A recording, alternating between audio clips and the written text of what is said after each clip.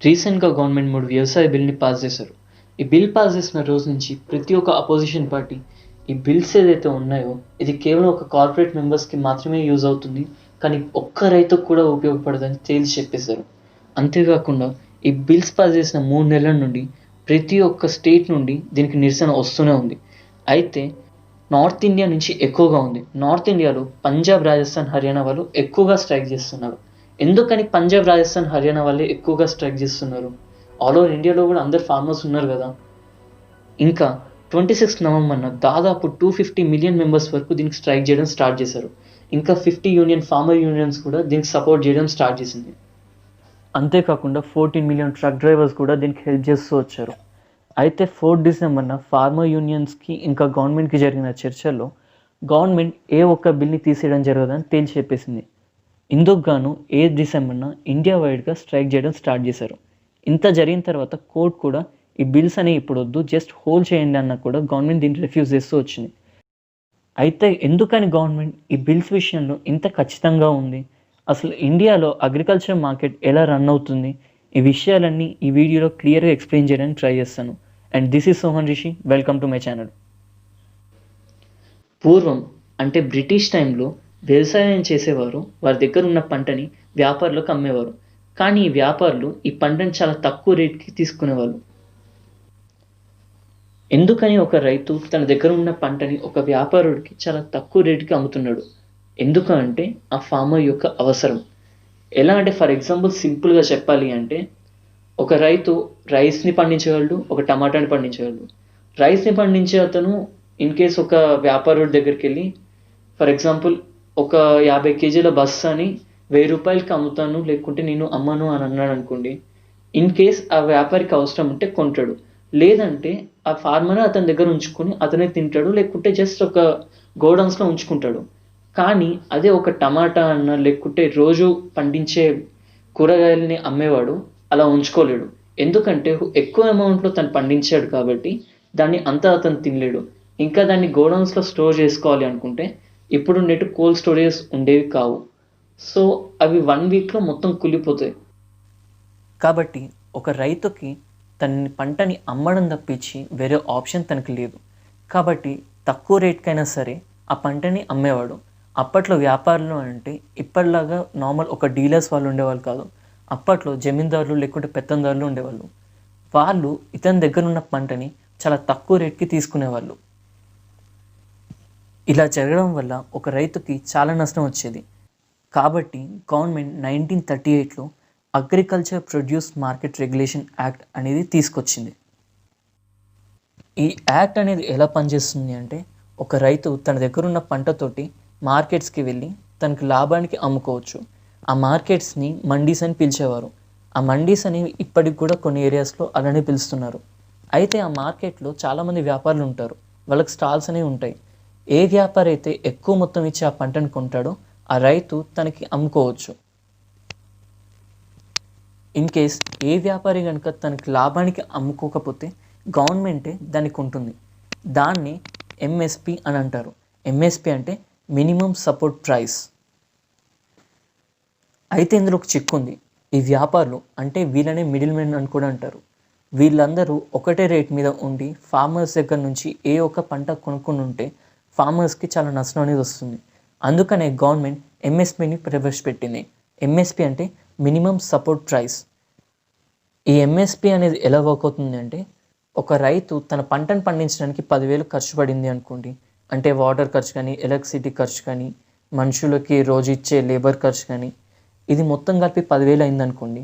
Government తనకు వచ్చే 10,000 plus లాభం అందులో సగం. అంటే చివరికి రైతుకి ఎంఎస్‌పి వచ్చే వాల్యూ 10,000 ప్లస్ 5,000 అంటే 15,000 వస్తుంది. సో, ఎవడైనా రైతు దగ్గర నుంచి కొనాలి అనుకుంటే రూ. 15,000 కన్నా ఎక్కువ ఇచ్చి కొనుక్కోవాలి. సో, ఈ విధంగా తనకి నష్టం అనేది అయితే జరగదు. ఇన్‌కేస్ ఏ ఒక్క వ్యాపారి ఒక రైతు దగ్గర నుంచి పంట కొనలేదు అనుకోండి. ఆ ఎంఎస్‌పి వాల్యూని గవర్నమెంట్ అతనికిచ్చి ఈ పంటని కొనుక్కుంటుంది. ఈ పంటని రేషన్ రూపంలో లేకుంటే సబ్సిడీ రూపంలో ఇలా అందరికీ ఆల్ ఓవర్ ఇండియా పనిచేస్తుంది. ఇంకా ఎమర్జెన్సీ టైంలో ఈ గోడౌన్స్‌లో ఉన్న పంటని ప్రజలకి ఇచ్చేస్తుంది. ఎలా అంటే ఇప్పుడు కోవిడ్ టైంలో చాలా వరకు పంట అనేది ఆగిపోయింది. చాలా వరకు రేట్స్ అనేవి పెరిగాయి. వీటిని బ్యాలెన్స్ చేయడానికి గవర్నమెంట్ తన దగ్గర ఉన్న గోడౌన్స్‌లో ఉన్న ఎక్కువ మొత్తాన్ని మొత్తం పబ్లిక్‌కి పనిచేస్తుంది. సో, ఈ విధంగా అగ్రికల్చర్ మార్కెట్ అనేది రన్ అవుతుంది. సో, ఇది అంతా బాగానే ఉంది. 2003లో కూడా ఏపీఎంసీటీ అనే యాక్ట్‌ని తీసుకొచ్చారు విత్ సమ్ చేంజెస్. కానీ దానివల్ల ఏం ఉపయోగం లేకుండా పోయింది. అంతా బాగుంది అనుకున్న టైంలో 2020 సెప్టెంబర్‌న గవర్నమెంట్ 3 ఫార్మర్ బిల్స్‌ని పాస్ చేసింది. సో, ఇందులో ఫస్ట్ వన్ ఏంటి అంటే farmers produce trade and commerce act. So, ఇది ఏం చేస్తుంది అంటే ఇదివరకి ఒక రైతు తన దగ్గర ఉన్న పంటని అమ్మాలి అంటే మార్కెట్స్‌కి వెళ్ళి అంటే మండీస్‌కి వెళ్ళి అక్కడున్న వ్యాపారులకు అమ్మేవాడు. కానీ ఇప్పుడు వచ్చిన బిల్ ఏంటంటే తన దగ్గర ఉన్న పంటని ఎవరికైనా అమ్ముకోవచ్చు. అంత బాగానే ఉంది కదా! అంటే ఒక ఫార్మర్‌కి ఆల్ ఓవర్ ఇండియాలో అమ్ముకునే స్వేచ్ఛ గవర్నమెంట్ కలిగిస్తున్నప్పుడు ఎందుకు స్ట్రైక్ చేస్తున్నారు అంటే the bond between the middle man and farmer. అంటే ఈ ప్రాసెస్ ఎలా రన్ అయ్యేది అంటే గత 50 ఇయర్స్ నుంచి ఒక రైతు ఒక వ్యాపారుని దగ్గరికి వెళ్ళి అంటే మండీస్‌లో ఉన్న ఒక వ్యాపారుని దగ్గరికి వెళ్ళి అమ్మేవాడు. అంటే ఈ 50 ఇయర్స్‌లో ఒక రైతుకి, ఒక వ్యాపారునికి మధ్య ఒక చిన్న బాండింగ్ అనేది ఉంటుంది. అది ఎలా ఉంటుంది అంటే ఫార్మర్‌కి ఒక 10 రోజులు అటు ఇటు అయినా కూడా నాకు ఈ మార్కెట్ డీలర్ ఉన్నాడు. ఇతని దగ్గరికెళ్ళి నేను అమ్ముకోవచ్చు అనే ధీమా ఇతనికుంటే, ఆ మార్కెట్ చేసేవాడికి నాకు ఈ రైతు ఉన్నాడు. ఇతని దగ్గర నుంచి వచ్చే మాల్ నాకొస్తుంది. ఇతని దగ్గర నుంచి నేను కొంత లాభపడొచ్చని ఇలా బాండింగ్ వీళ్ళిద్దరి మధ్య ఉంటుంది. సో, ఈ కొత్తగా వచ్చిన బిల్ వల్ల ఈ బాండ్ అనేది తెగిపోతుంది. అది ఎలా అంటే ఫర్ ఎగ్జాంపుల్ ఒక రైతు ఒక 1000 రూపీస్ మాల్‌ని తన దగ్గర ఉన్న మిడిల్ మ్యాన్‌కి 1500 రూపీస్‌కి అమ్ముకుంటాడు. అంటే 500 రూపీస్ ఇతనికి ఒక లాభం అనేది వస్తుంది. ఓకే. అయితే ఈ మిడిల్ మ్యాన్ ఏం చేస్తాడు అంటే 2000 రూపీస్‌కి కార్పొరేట్ కంపెనీస్‌కి అమ్ముకుంటాడు. లైక్ డీమార్ట్ గానీ, రతన్ దీప్ గానీ, బిగ్ బజార్ గానీ ఇలాంటి వాటికి. సో, ఈ బిల్ వల్ల ఏమవుతుందంటే డైరెక్ట్ కార్పొరేట్ మెంబర్స్ వచ్చి లైక్ మేము 1500కి మేము కొంటామని చెప్పేసి లేకుంటే 1600 రూపీస్ ఒక 100 రూపాయలు ఎక్కువ ఇచ్చి కొంటామని ఈ ప్రొడక్ట్స్ అన్నిటిని కొనుక్కొని వెళ్తారు. దీనివల్ల లాభానికి ఫార్మర్స్ వీళ్ళకి అమ్మేస్తాడు. కానీ ఇది ఎంతవరకు ఒక 5 ఇయర్స్ 6 ఇయర్స్ వరకు మాత్రమే. అయితే ఈ ఎంఎస్పి అనేది ఒక సంక్షేమ పథకం లాంటిది మాత్రమే. దీన్ని ఎప్పుడైనా తీసేయచ్చు. ఈ 6 ఇయర్స్ గ్యాప్‌లో దీన్ని తీసేస్తే మళ్ళీ కార్పొరేట్ కంపెనీస్ అన్నీ ఏకమై తక్కువ రేట్‌కే మళ్ళీ వీటిని కొంటారు. దీనివల్ల ఒక రైతుకి చాలా ప్రాబ్లమ్. ఎందుకని ఎంఎస్పిని తీసేస్తారు? ఎందుకంటే గవర్నమెంట్ గోడౌన్స్‌లో ఇప్పటికి కొన్ని వందల టన్నుల ప్రోడక్ట్ అనేది అలానే ఉండిపోయింది. ఇలా అనవసరంగా ఉండి ఏం చేసుకుంటుంది గవర్నమెంట్? అందుకని దీన్ని తీసేస్తారు అని చెప్పేసి వీళ్ళ భయం. మండీస్ యొక్క సిస్టమ్‌ని ఇంకా ఎంఎస్పిని తీసేస్తే ఆ తర్వాత కార్పొరేట్ కంపెనీస్ అనేవి తక్కువ అమౌంట్ ఇచ్చి కొనుక్కుంటుంది. దానివల్ల రైతుకు చాలా నష్టం అనేది ఏర్పడుతుంది.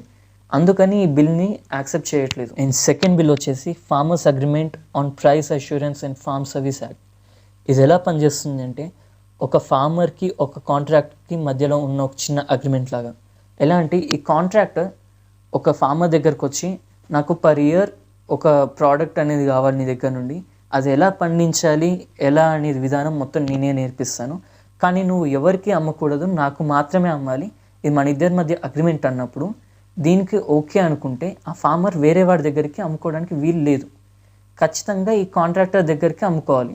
ఎండ్ ఆఫ్ ది ఇయర్ తను అనుకున్న రేంజ్‌లో ఆ ప్రోడక్ట్ గనుక లేకపోతే అగ్రిమెంట్ ప్రకారం ఆ కాంట్రాక్టర్ కొనకపోతే ఈ ఫార్మర్ యొక్క పరిస్థితి ఏంటి? దీనికి ఫార్మర్స్ భయపడుతున్నారు. అండ్ థర్డ్ వన్ వచ్చేసి the essential commodities amendment act. అంటే ఎప్పుడైనా దేశం కరువులో కానీ, వార్ చేస్తున్న టైంలో కానీ ఏదైనా ప్రోడక్ట్ కనుక రేజ్ అయితే అంటే ఫర్ ఎగ్జాంపుల్ ఆనియన్సే తీసుకోండి. ఒక టైంలో 20 రూపీస్ ఉంటుంది, ఒక టైంలో 130 రూపీస్ ఉంటుంది. ఇలా రేజ్ అయినప్పుడు గవర్నమెంట్ దీన్ని బ్యాలెన్స్ చేయడానికి ట్రై చేస్తుంది. కానీ ఆ ఫస్ట్ 2 యాక్ట్స్ వల్ల చాలా పెద్ద ప్రాబ్లం అని చాలామంది ఫార్మర్స్ స్ట్రైక్ చేస్తున్నారు. అయితే పంజాబ్, రాజస్థాన్, హర్యానా ఫార్మర్సే ఎక్కువ ఎందుకని స్ట్రైక్ చేస్తున్నారు? ఎందుకని అంటే దాదాపు ఇండియాలో 60-70% వరకు ఈ ఎంఎస్పిని ఇంకా ఈ మండీస్ అనే ప్రాసెస్ని యూజ్ చేసుకుంటుంది ఈ 3 స్టేట్స్ మాత్రమే. మిగతా ఆల్ ఓవర్ ఇండియాలో 30-40% వరకు మాత్రమే యూజ్ చేసుకుంటున్నారు. ఎందుకని అంటే పంజాబ్, రాజస్థాన్, హర్యానాలో ఎక్కువ ఫార్మింగ్ అనేది వాళ్ళకి మెయిన్ సోర్స్. వీళ్ళది ఎంత పెద్ద సోర్స్ అని సింపుల్గా చెప్పాలి అంటే మనం ఇప్పుడు తినే ప్రతి ఒక్క బాస్మతి రైస్ వీళ్ళ దగ్గర నుంచి తీసుకొచ్చింది. అందుకనే వీళ్ళు ఢిల్లీ చలో అనే మూమెంట్ని కూడా స్టార్ట్ చేశారు. అండ్ వీళ్ళ డిమాండ్స్ ఏంటి అంటే ఎంఎస్పిని లీగల్ రైట్ చేయాలి. ఎందుకంటే ఇదివరకు ఇది కేవలం ఒక సంక్షేమ పథకం మాత్రమే. అంటే గవర్నమెంట్కి ఇష్టం లేకపోతే దీన్ని తీసేయచ్చు. సో దీన్ని లీగల్ రైట్ చేస్తే వీళ్ళకు చిన్న ధీమా అనేది ఉంటుంది. అండ్ సెకండ్ వన్, అగ్రికల్చర్కి యూజ్ చేసే డీజిల్లో 50% వరకు తగ్గించి ఉండాలి. సో ఈ రెండింటికి గవర్నమెంట్ ఏం చెప్తుంది అంటే ఎంఎస్పిని లీగల్ రైట్ అయితే చేయం, కానీ ఖచ్చితంగా దీన్ని ఎక్స్టెండ్ అయితే చేస్తాం, దీన్ని తీసేయమని రాతపూర్వకంగా మీకు హామీ ఇస్తున్నాం అని చెప్తుంది. అంటే ఈ డీజిల్ రేట్ని 50% తగ్గించదు. ఎందుకంటే ఇంత పెద్ద జనాభాలో ఎవరు ఫార్మర్స్తో తెలీదు, ఎవరు నార్మల్ పీపుల్లో తెలీదు. ఇప్పుడు ఒక ఫార్మర్ అగ్రికల్చర్కి మాత్రమే యూజ్ చేస్తారని గ్యారంటీ లేదు. అంతేకాకుండా 50% తగ్గిస్తే మనకు చాలా వరకు రెవెన్యూ అనేది ఫ్యూయల్స్ నుంచే మనకు జనరేట్ అవుతుంది. సో దాన్ని ఎలాగో మన గవర్నమెంట్ పోగొట్టుకోదు. అయితే ఇప్పటి వరకు ఈ లీడర్స్ మీద ఉన్న కేసెస్ని కూడా విత్డ్రా చేసుకోవాలని చెప్పేసి వీళ్ళు డిమాండ్ చేస్తున్నారు. అయితే వీటన్నిటిని ఒప్పుకోవాలని మన ఫార్మర్ యూనియన్స్ అయితే డిమాండ్ చేస్తుంది. అయితే గవర్నమెంట్ వీటన్నిటిని అయితే ఒప్పుకోదు, కానీ కొన్ని చేంజెస్ అయితే చేస్తా అని అయితే చెప్తుంది. కానీ ఇంతవరకు అయితే ఏ చేంజ్ అయితే చేయలేదు. సో ఒక చిన్న డౌట్ వచ్చింది, ఏంటిది అంటే ఇప్పుడు ఇండియాలో ఇంత పెద్ద ప్రాబ్లం ఉండడానికి రీజన్ ఏంటి? అందరూ ఒకటే టైప్ ఆఫ్ క్రాప్స్ అనేది పండించడం. దీనికి గల మెయిన్ రీజన్ 1960లో జరిగిన గ్రీన్ రెవల్యూషన్.